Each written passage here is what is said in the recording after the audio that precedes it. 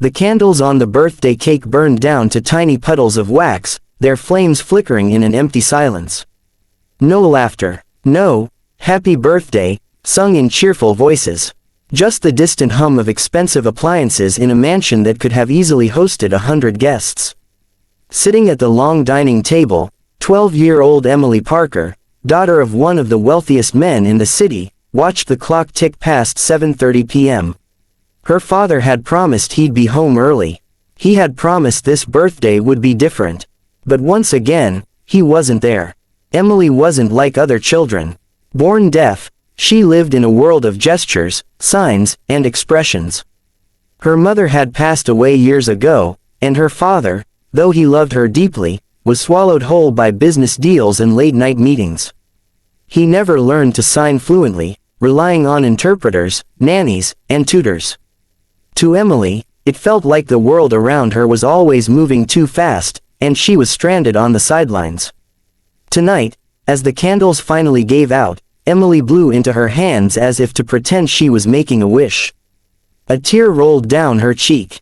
For all the riches surrounding her, she had never felt so poor. The next morning, her father handed her a small velvet box before rushing off to another meeting. Inside was a sparkling diamond bracelet. Beautiful, expensive, and meaningless. What Emily wanted wasn't jewelry or gifts.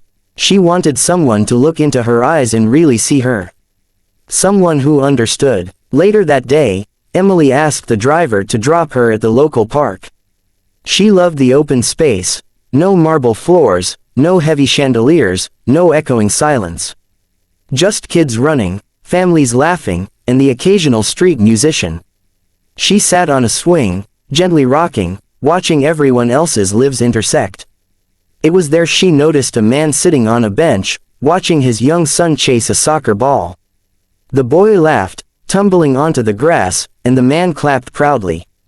His face lit up with warmth, something Emily longed for but rarely saw at home.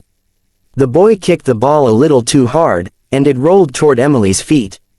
She stopped it with her shoe, smiling timidly. The boy grinned and ran up to her, saying something she couldn't hear. Emily shrugged, pointing to her ear and shaking her head. "Deaf?" the boy asked, fumbling the word clumsily. Before she could nod, his father walked over, scooping the boy into his arms. "Sorry about that," he said. Emily froze. She expected him to walk away quickly, like most people did once they realized she couldn't hear. But instead, the man caught her gaze, and slowly raised his hands. "Hello," he signed. Emily's eyes widened. Someone was speaking her language. Her heart leapt in her chest. She signed back shyly, "Hello." The man smiled. "I'm Jack. This is my son, Oliver." For the first time in days, Emily felt a genuine smile stretch across her face. She signed her name, Emily. Jack was a single dad. His wife had died when Oliver was only a baby, and he had been raising his son on his own ever since. Life wasn't easy. He worked as a mechanic, taking odd jobs to keep food on the table, but what he lacked in wealth, he made up for in love. When Oliver was a toddler, Jack had taken night classes in sign language because his sister was hard of hearing. He never thought he'd use it outside of family, until now. Over the next hour, Emily and Oliver played in the park while Jack chatted with her in signs. She told him about her love for books, how she sketched to pass time, and how her birthdays were always lonely. Jack listened, really listened, not with impatience or distraction, but with a fatherly gentleness she had longed for. When the driver finally arrived to take her home, Emily hesitated. She didn't want to leave. She signed quickly, "Can I see you again?" Jack nodded. Of course. From that day forward, the park became Emily's safe haven. Every week, she met Jack and Oliver there. They'd feed ducks at the pond, draw pictures in the sand, or share sandwiches. Jack taught Oliver more sign language so he could talk with Emily too. Slowly, she felt the heavy loneliness she had carried for years begin to lift. But the happiness didn't come without challenges. Emily's father, Richard Parker, was suspicious when he found out about Jack. To him, Jack was just a mechanic, not part of their world of suits, charity galas, and multi-million-dollar deals. One evening, he confronted Emily after the chauffeur mentioned her frequent visits. "Emily," he said sternly, struggling with his signs, "why are you spending so much time with strangers? You don't need them. You have everything here." Emily's hands shook as she signed back, "I don't have you." Her father flinched. She had never been so blunt before. The tension grew worse when Emily invited Jack and Oliver to her next birthday. Richard had planned a grand party at the mansion, with a professional interpreter and dozens of guests. But Emily didn't want grandeur, she wanted the small, genuine moments she had with Jack and Oliver. On the evening of the party, Emily sat in her room, wearing the dress her father had chosen. Downstairs, music played, glasses clinked, and people she barely knew mingled in glittering gowns. But she felt no different than the year before, invisible. She slipped out the back door, walked all the way to the park, and found Jack and Oliver waiting with a simple cupcake and 3 candles. "Happy birthday," Jack signed, his smile soft and sincere. Tears welled up in Emily's eyes as Oliver handed her the cupcake. She blew out the candles, making a wish she didn't need to say out loud, "Don't let this moment end." But it didn't take long before her father arrived, furious. The chauffeur had tracked her down. Richard stormed into the park in his expensive suit, his face red with embarrassment and anger. "Emily," he signed clumsily, his gestures sharp and harsh. "What are you doing here?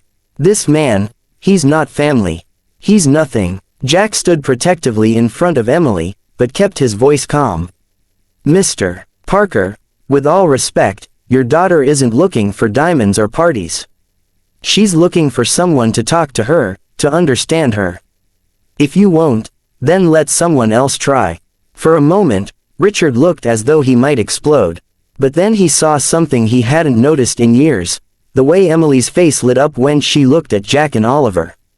The way she laughed, not politely, not forced, but freely. His anger melted into something far heavier, guilt. That night, Richard sat in his study long after Emily went to bed. For the first time, he admitted the truth to himself. He had given her everything money could buy, yet nothing she truly needed. He had been too busy building empires to build a bridge to his own daughter. The next morning, Richard made a decision.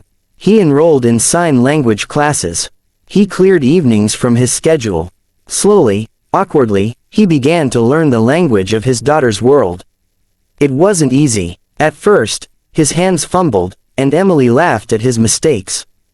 But instead of frustration, there was joy in finally being seen. She helped him practice, correcting him gently. Their bond, long starved, began to grow. And Jack, he didn't disappear. Over time, he and Richard developed a quiet respect. Though their worlds were different, they both wanted the same thing, Emily's happiness. A year later, Emily sat at the same dining table, another birthday cake in front of her.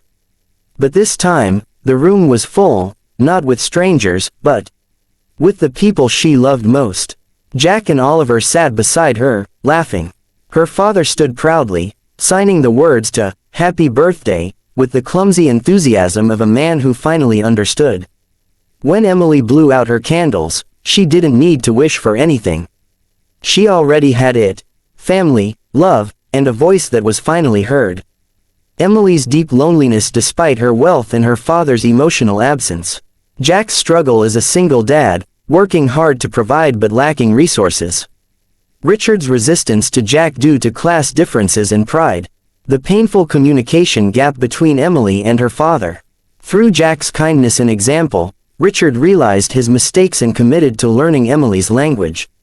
Emily found not just one, but 2 father figures who truly cared for her. The walls of wealth and silence came down, replaced by understanding, humility, and love.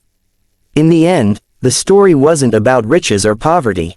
It was about connection, about how sometimes, the smallest act, a single word signed by caring hands, can break through the loudest silence.